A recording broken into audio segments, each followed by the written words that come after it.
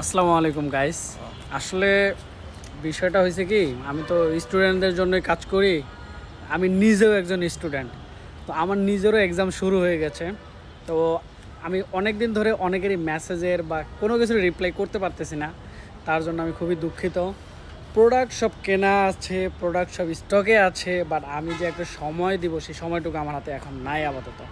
কারণ পাস করতে হবে, পাস না করলে খবর আছে। তো এই জন্য আমিও একটু পড়াশোনা নিয়ে ব্যস্ত। আমি আশা করি খুব শীঘ্রই আপনাদের মাঝে ফিরে আসব এবং দোয়া করবেন যেন পরীক্ষাগুলো ভালোভাবে দিয়ে পাসটা করতে পারি অন্ততপক্ষে, এবং আবারও আপনাদের মাঝে সমস্ত কিছু নিয়ে আসতে পারি।